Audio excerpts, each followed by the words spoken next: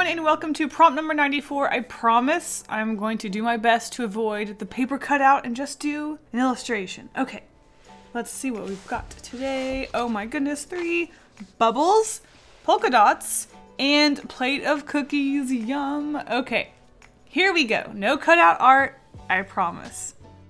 So this was quite a weird combination of words, but for some reason, somehow, I already had a little bit of an idea, so I started sketching. Obviously, that's what we do here. So my first thought was some sort of creature in a cave with bubbling saliva or drool coming out of its mouth. It would be very mysterious, and it was going to be awaiting a sort of, what's it called? Offering, I suppose? And what does this mysterious monster in a cave want as an offering? Well, of course it wants freshly baked cookies, duh. So I started sketching a little, I don't know, little witch boy or something, because who would be taking an offering to some sort of mysterious cave? Maybe someone who is very familiar, I guess, with different mythical creatures and weirdness, I suppose. So maybe a witch in training. And as usual, I did want to get more than one idea out, so I just had this sort of witchy person delivering cookies on a broomstick in the city. But obviously, I had to go with my first idea because I was really interested in the story of this character. Why were they delivering cookies to this creature? Why were they making an offering to it? Why were they half human, half alligator thing? What's their story? What's going on here? I got to know what is up with this character, and also,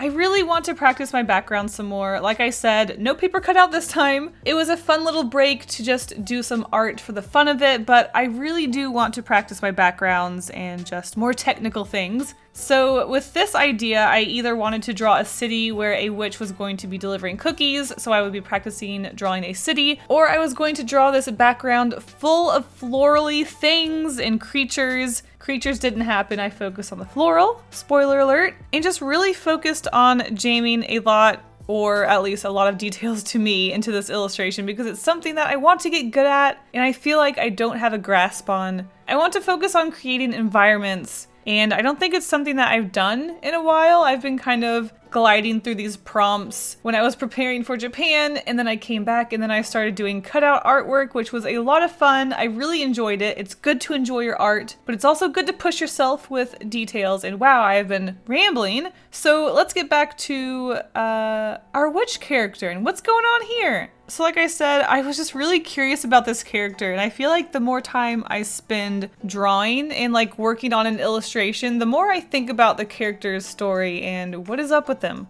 I mean, I have a couple of hours to sit here and work on this drawing, so what else am I going to think about? So our character here is, I guess, a bipedal, sort of alligator-y, weird creature-looking thing with human ears, which I think is because they are in the middle of transforming into a human. I'm sorry, nope. They are a human transforming into an alligator creature thing, and they are wanting to reverse the curse. They were cursed. They did something very bad to someone or something. We don't really know yet. Maybe that's a story I can work on later. Not gonna happen. But basically, this creature, person, character has been cursed, and they are studying under a more experienced witch, and the witch is like, look, you have quite the curse on you. You have to do a lot of things to reverse this, and one of those things is going to be baking freshly baked cookies and taking them to the mysterious cave in the back past the desert near the weird forest, and you got to give it cookies. I don't know, maybe by giving it cookies you distract it so that maybe you can get into the cave behind it and grab some juicy saliva from it to make a potion. And it's gonna be spooky. And you have to do it when the red moon is out, so there's a red sky. That's why there's a red background. When it came to coloring this illustration, I had a few ideas. I scanned the line art and put it into Photoshop and did a few mock-ups for coloring because coloring is something that I super want to focus on. And because this is a really nifty,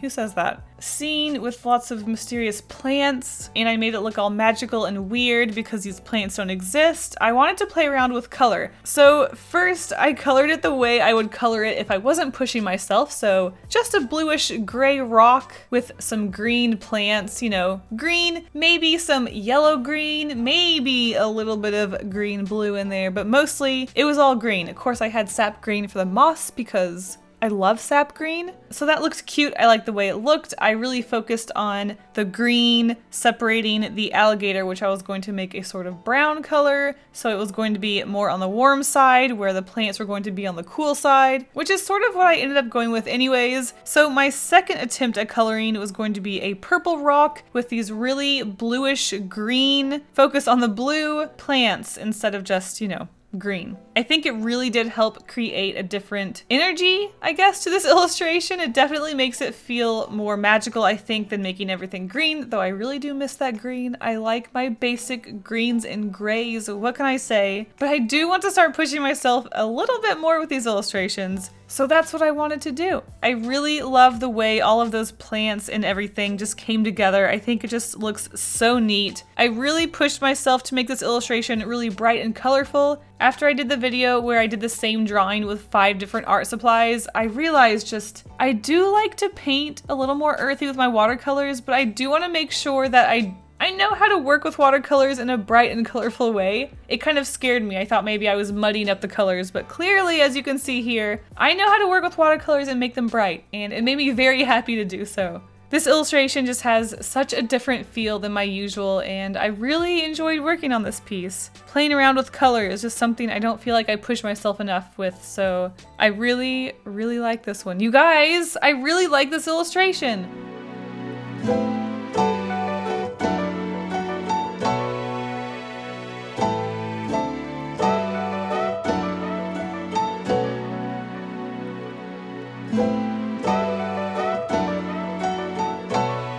Oh, I will say, my one complaint about this illustration is that bubbles, the prompt bubbles.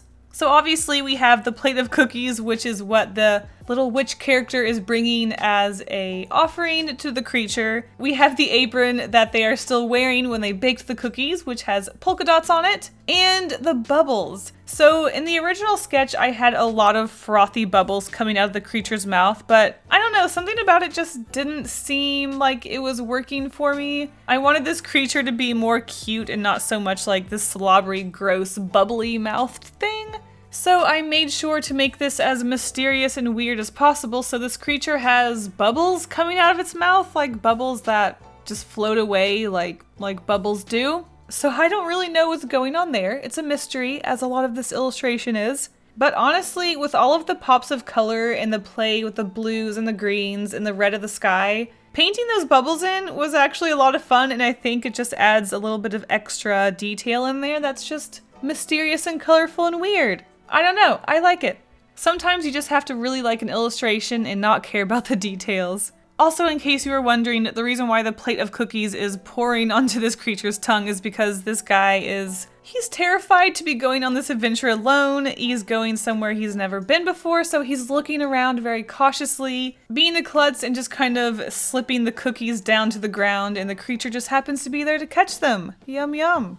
Okay, I think I've just about covered everything. I hope you guys enjoyed this prompt. I certainly had a lot of fun coloring this one, and I cannot wait to see what you guys do with this weird combination. I think it's definitely one of the weirdest combination of prompts we have had so far. I am honestly surprised I was able to come up with something that I especially like so much, and I'm tempted to create more about this character and this monster, but let's be honest, I don't have time to make a complete story, though it might be fun to do. No, Kasey, you don't have time. Okay, I will see you guys on the end card.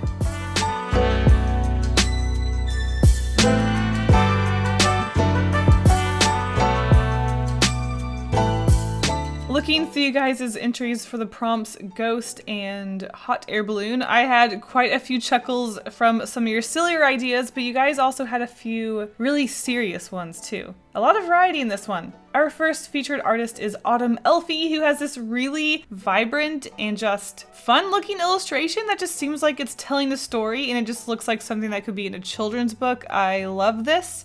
And Busy Lizzie's art, who has this really mysterious ghost lady sitting in a field with all of these hot air balloons around her, and she just looks like she has a story or something. What's going on there? Also the Posca pins, yes. Alright guys, thank you so much for joining in. I cannot wait to see what you make out of this prompt, and I will see you in the next video. Bye!